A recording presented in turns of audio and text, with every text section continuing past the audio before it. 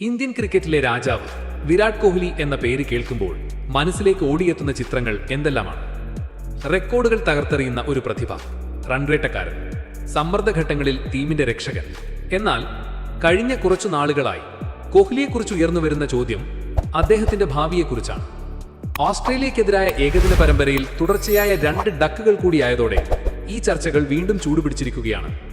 ഏതൊരു കായിക താരത്തെയും പോലെ കോഹ്ലിയുടെ കരിയറിലും ചെറിയൊരു തളർച്ച സ്വാഭാവികമാണ്. എന്നാൽ കോഹ്ലിയെ സംബന്ധിച്ച് ഈ തളർച്ചയെ ഒരു പ്രതിസന്ധിയായിട്ടാണ് പലരും കാണുന്നത്. പ്രധാനമായും തുടർച്ചയായ ഡക്കുകൾ ഒരു മുന്നറിയിപ്പായി കണക്കാക്കപ്പെടുന്നു. 2025 ഓസ്ട്രേലിയൻ പര്യടനത്തിലെ ആദ്യ 2 ഏകദിനങ്ങളിൽ കോഹ്ലി റൺസൊന്നും നേടാതെ പുറത്തായത് ക്രിക്കറ്റ് ലോകത്തെ ഞെട്ടിച്ചു. ഇവിടെ ഒരു ചോദ്യം ഉയരുന്നു: 2027 ലോകകപ്പ് ലക്ഷ്യമിടുന്ന ഇന്ത്യൻ ടീമിൽ ഇനിയും ഒരു വിരാട് കോഹ്ലി യുഗം ബാക്കിയുണ്ടോ? വിരാട് കോഹ്ലിയുടെ കരിയറിലെ ഒരു നിർണായക ഘട്ടമാണിത്. അടുത്ത മത്സരങ്ങളിലെ പ്രകടനം അദ്ദേഹത്തിന് വളരെ പ്രധാനപ്പെട്ടതാണ്. എല്ലാ പ്രതിസന്ധികളെയും അതിജീവിച്ച കോഹ്ലിയുടെ മാനസിക ശക്തിക്ക് ഒരു പരീക്ഷണമാണിത്.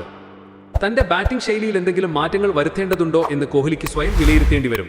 കോച്ച്, ക്യാപ്റ്റൻ, സെലക്ടർമാർ എന്നിവരുടെ പിന്തുണയും വിശ്വാസവുമാണ് കോഹ്ലിക്ക് ഇപ്പോൾ വേണ്ടത്.